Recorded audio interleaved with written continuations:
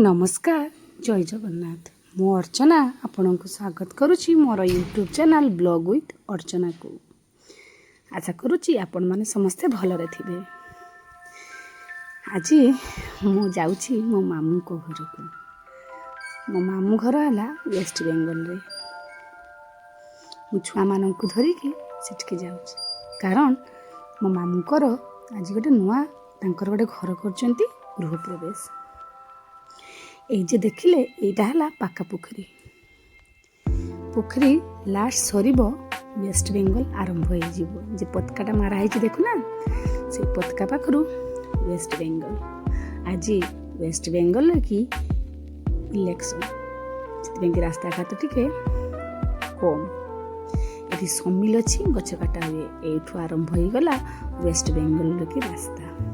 आगे कि TMC BJP रो सब बैनर मारा अच्छी पद्म आउ तृणमूल टीएमसी बहुत वर्ष पर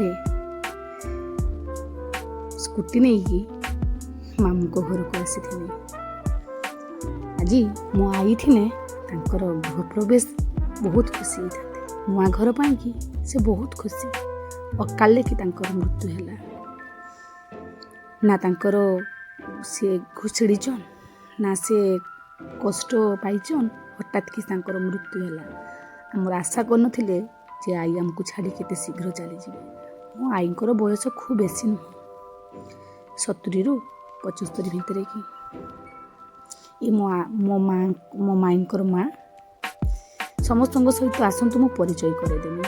ये तो ब्राह्मण बसुँच घर पाखे कि कृष्णा माने मो मामूकर पुओ मो भाई। बाकी मामूकर पुओ भी न कहने भी चले, से मोर सान भाई। से घर पूजा होता मो माई किस कि मो मामू घर प्रति मोर एत आसक्ति एत भल पाइबा सेटा मु आगु को जनाऊँगी। यही है कृष्णा जेटा जहाँ को आप फेसबुक रे कि मो देखुवे फोटो मो सान भाई कहीकि जहाँ संबोधन करे। यही घरटा है मो ओजा और आईकर घर बना होता। ग्रेड बीम पड़ा ऊपर न्यूटन पड़ा मो आईकर मृत्यु होता से मो सान पु 4 मास होता। ये पूजा ताकू जानी आप मो पूर्व ब्लॉग देखिए से माँ माने मो माईकर भौणी मझिया भौणी। ये से ठाकुर घर करची बहुत भल करची ठाकुर घर। छुटिया छुआ बहुत प्लानिंग सहकारे काम गुड़ाक एकला से करिछि। से यही दुखरे कि शीघ्र करी पकेला झरका न बसैकी कारण ना आग को वर्षा दिन आग घरटा ये जे घरटा देखिछन ना अवस्था वर्षा हेने से नड़ करिवो। ए घर भितर कि रुहन ए घरे कि मो आईकर मृत्यु होता। एटा भी तांकर ओरिजिनल घर नुह जे जगार कि नुआ घर होइछि सेटा तांकर ओरिजिनल घर थिला।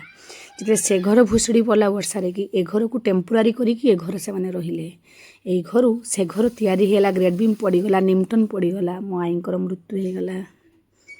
एटा आम पाई कि बहुत कष्ट आम पाई कि तांको तो पाई कि कष्ट हेइथिबो बहुत कष्ट मते देछि कारण ना मो आई मते बहुत भल पाउथा।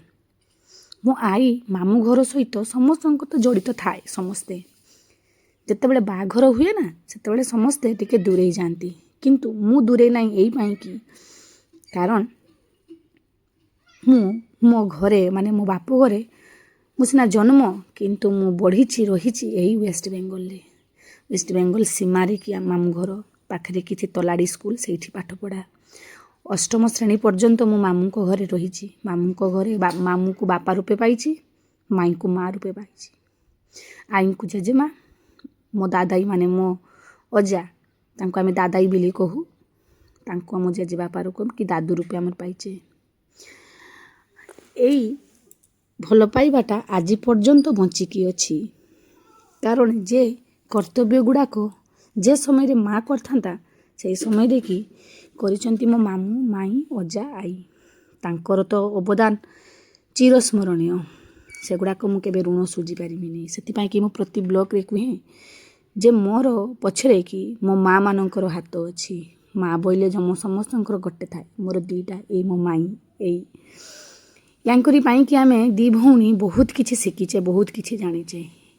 माँ न ही कि भी बहुत किछि माँ भली से ये मो दादाई अजा ଆଜି ମୁଁ ବ୍ଲଗିଂ करते करते ମୋ ଆଖିରୁ ପାଣି ଆସିଯାଉଛି ମୋ ଆଈଙ୍କ କଥା ମନେ ପଡ଼ି ଯେ ଜାଗାରେ କି ମୁଁ ଅଜାଙ୍କୁ ଦେଖେଇନି ମାମୁଁଙ୍କୁ ଦେଖେଇନି ସମସ୍ତଙ୍କୁ ମୁଁ ଦେଖାଉଛି ସେ ଜାଗାରେ କି ମୋ ଆଈଙ୍କୁ ଦେଖେଇ ପାରିଲିନି। ଏଟା ଆମ ପାଇଁ କି ସବୁଠୁ ବଡ଼ ଗୋଟେ ଲସ୍ ଆମ ପାଇଁ କି ଯାହା ବି ହଉ ସେଦିନ ତାଙ୍କର ଅନ୍ନ ବ୍ୟଞ୍ଜନ ବି ହେଇଥିଲା ଯେମିତି ଗୋଟେ ଗୃହ ପ୍ରବେଶରେ କି ନିରାମିଷରେ କି ହୁଏ ଅନ୍ନ ବ୍ୟଞ୍ଜନ ସେଇ ଅନ୍ନ ବ୍ୟଞ୍ଜନ ହେଇଥିଲା। ଆମେ ଖୁସିରେ କି ଆମେ ସବୁ ଖାଇଥିଲେ ବାକି ବାବୁ ଯାଇନଥିଲେ। ଏଇ ମାମୁଁ ଘରେ ମୋର ବହୁତ କିଛି ସ୍ମୃତି ଅଛି ଯେଉଁଟାକି ମୋ ବାପ ଘର ମାନେ ନଗୁଆଁରେ କି ସେ ସ୍ମୃତି ଗୁଡ଼ାକ ନାହିଁ କହିଲେ ଚଳେ। ଛୋଟବେଳର ଯେସବୁ ସ୍ମୃତି ଆପଣ ଭାବନ୍ତୁ ଆପଣ ଯେତେବେଳେ ପଛକୁ ଚାଲିଯିବେ ସେତେବେଳେ କେତେ ସ୍ମୃତି ଗୁଡ଼ାକ ଥାଏ। ମୋର ବି ସେଇଠି ସ୍ମୃତି ଥାଏ। ନଗୁଆଁ ଗାଁର ଲୋକମାନେ ମୋତେ ବହୁତ କମ୍ ଚିହ୍ନନ୍ତି କିନ୍ତୁ ଦଣ୍ଡା ଗାଁର ଲୋକମାନେ ମୋତେ ବହୁତ ଚିହ୍ନନ୍ତି କାରଣ ସେଇଟା ମୋର ବାପଘର ସାଙ୍ଗରେ ସମାନ। ଆଖପାଖ ଅଞ୍ଚଳରେ କି ମୋତେ ବହୁତ ଚିହ୍ନନ୍ତି ଜାଣନ୍ତି ଆଉ ଭଲ ବି ପାଆନ୍ତି। ଯେ ଭଲ ପାଇବାଟା ହୁଏତ ମୁଁ ନଗୁଆଁ ଗାଁର ପାଇନାହିଁ କି କେବେ ପାଇବା ପାଇଁ କି ମୁଁ ଚେଷ୍ଟା ବି ନାହିଁ। ଇଏ ମୋ ମଝି ଆଈଙ୍କ ଘର। ଏ ଘରକୁ କେତେ ଯିବା ଆସିବା ଥାଏ ଗୁଡ଼ାକ ବହୁତ ପୁରୁଣା ମନ୍ଦିର ତାଙ୍କ 10ଟା ଭଗବାନ ବିଷ୍ଣୁଙ୍କର 10ଟା ଅବତାର ସେଠି କରିକି ରଖାହେଇଛି। ଇଏ ମୋ ମଝିଆ ଆଈ ମାନେ ମୋ ଆଈଙ୍କର ବଡ଼ ଯା ସିଏ ବଞ୍ଚିଛନ୍ତି ଥାଆନ୍ତୁ ଭଲରେ ଥାଆନ୍ତୁ ସୁଖରେ ଥାଆନ୍ତୁ। ଇଏ ଆମର ମୋ ଗୁହାମୁଁ ତାଙ୍କର ସ୍ତ୍ରୀ ପଛରେ କି ଯେ ଛୁଆ ବସିଛି ସେ ନନ୍ଦୁ କଥାରେ କହିନି ତା ନା କାହ୍ନା କିନ୍ତୁ ଆଜି ପର୍ଯ୍ୟନ୍ତ ବି ମୁଁ ତାକୁ ଡାକେ ନନ୍ଦୁ। ଯେତେବେଳେ ଛୁଆ ହେଇଥିଲା ନା ସେତେବେଳେ ତା ନାଁ ମୁଁ ଦେଇଥିଲେ ନନ୍ଦୁ। ଏତେ ସୁନ୍ଦର ସେ ହେଇଥିଲା। ସେପଟେ ମୋ ବଡ଼ ଅଜାଙ୍କ ଘର ତାଙ୍କ ଘରେ ଫିଲହାଲ କେହି ନାହାନ୍ତି ତ ସେଥିପାଇଁ କି ମୁଁ ଯାଇକି ଆଉ ଭିଡ଼ିଓ ସୁଟ୍ କରିପାରିନି। ସେଠୁ ତ କେତେ ବିଦାୟ ନେଇ କାନ୍ଦିକି ଆସି ଛୁଆମାନଙ୍କୁ ପକୁଡ଼ି କରିକି ସେମାନଙ୍କୁ ଦେନି ଖାଇତେ ସନ୍ଧ୍ୟା ସମୟରେ। ମୁଁ ପଳେଇ ଆସିଥିଲି ଛୁଆ ଟ୍ୟୁସନ୍ ଥିଲା ଆସିକି ମୁଁ ଟେଲର ପାଖକୁ ଗନି।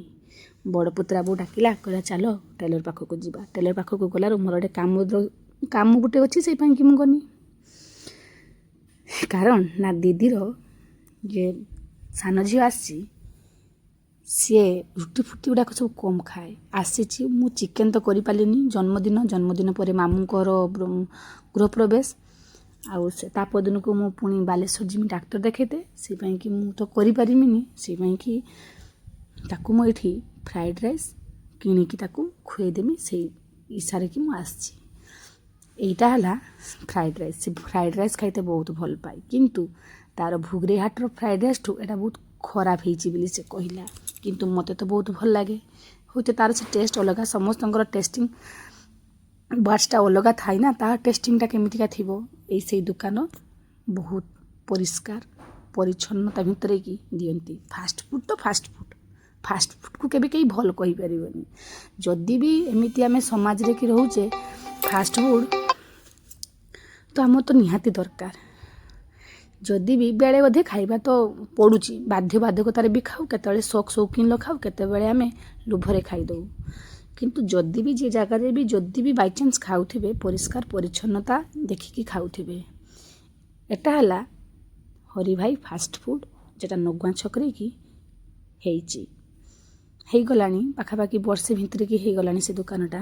ସେଇ ଦୋକାନରୁ ଖାଇବେ ବହୁତ ଭଲ କରେ ପରିଷ୍କାର କରେ ପରିଚ୍ଛନ୍ନତା କରେ ବହୁତ କଲର୍ କମ୍ ଦିଏ ଆଉ ବାକି ଫାଷ୍ଟଫୁଡ଼ ହେଇକି ରହିବ। ଯଦି କେବେ ଖାଉଥିବେ ପରିଷ୍କାର ପରିଚ୍ଛନ୍ନତା ଜାଗା ଦେଖିକି ଖାଉଥିବେ।